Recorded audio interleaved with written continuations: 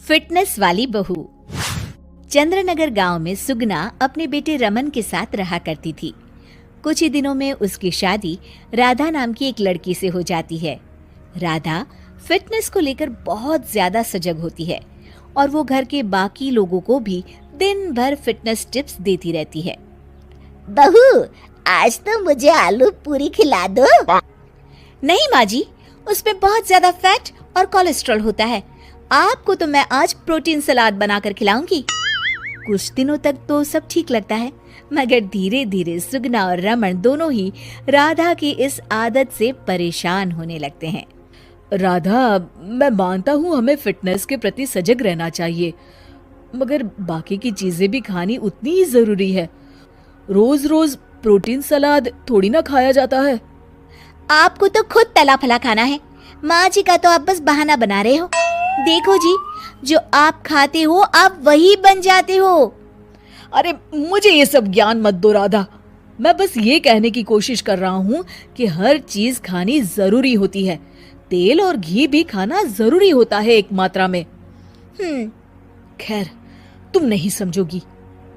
कुछ दिनों बाद तीज आने वाली होती है और सुगना अपने दोस्तों के लिए तीज पार्टी रखती है। अरे बहू, आज तीज है और मैंने कुछ सहेलियों को खाने पर बुलाया है। कुछ अच्छा सा उन सब के लिए पकाना। ठीक है माँ जी। शाम को सुगना की सब दोस्त आ जाती हैं। सुगना सबको अपनी बहू से मिलवाती है। अरे वाह सुगना, तुम्हारी बहू तो बहुत ही खूबसूरत है। सिर्फ खूबसूरत ही है या गुनी भी? अरे नहीं नहीं, मेरी बहू बहुत ही संस्कारी है।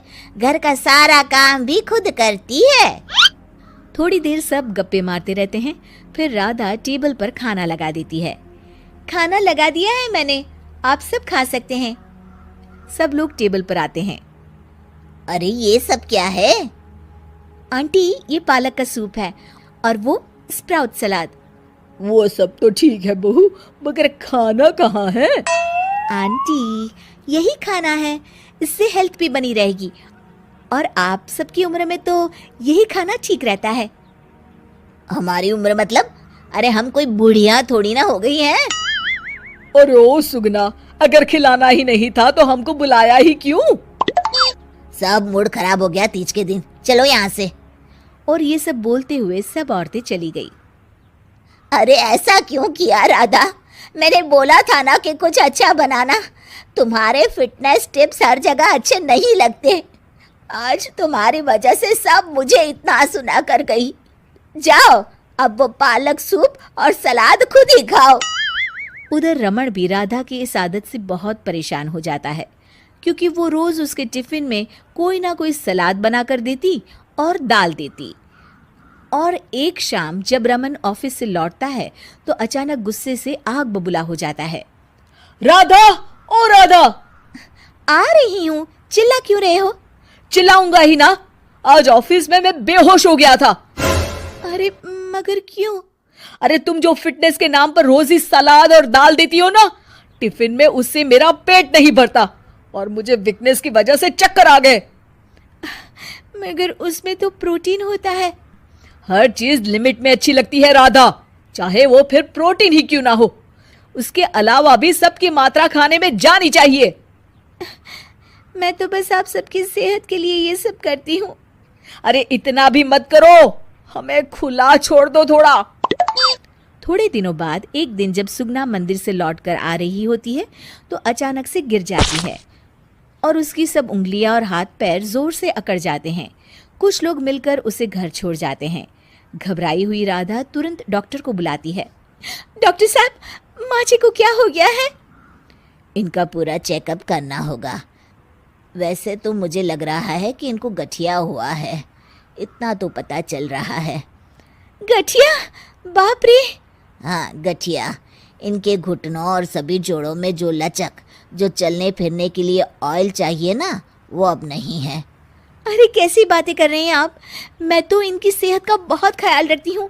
रोज प्रोटीन सलाद खिलाती हूँ और सूप भी। मतलब ये बिल्कुल भी ऑयल या घी नहीं खाती? नहीं नहीं। अरे कैसी बातें कर रही हैं आप? खाने में एक मात्रा में घी या ऑयल का होना बहुत ही आवश्यक होता है। अगर वो पेट में नहीं जाएगा तो जोड़ों में जो ग्रीस होता है वो खत्म हो जाता है। ओह, ऐसा क्या डॉक्टर? माँ जी ठीक तो हो जाएंगी ना? हाँ हाँ, हो जाएगी। थोड़ी देर बाद रमन भी ऑफिस से आ जाता है। क्या हुआ माँ? कुछ नहीं बेटा, बस ऐसे ही गिर गई थी। ये सब मेरी गलती की वजह से हो रहा है, मुझे माफ कर दीजिए आप दोनों। राधा रमन को सब कुछ बताती है। I am sorry Raman. अति हर चीज की बुरी होती है राधा, इसलिए मैं तुमको बार बार बोला करता था। तुम्हारी फिटनेस के प्रति जागरूकता अच्छी लगती है, लेकिन शरीर में हर तरह की प्रोटीन जाना भी जरूरी है। जी, आप बिल्कुल सही कह रहे हैं, मुझे माफ़ कर दीजिए। मैं अपने हाई क्लास फ्रेंड के दिखावे और बहकावे में आ गई थी। मैं दोबारा ऐसा कभी नहीं करूँगी और माँ जी का ख्याल डाइट चार्ट के मुताबिक ही रखूँगी। ये हुई ना बात। अब मेरे लिए आज अपने हाथों से देशी घी के गर्मा गर्म आलू के पराठे बना दो, तो ही मैं माफ करूँगा तुम्हें।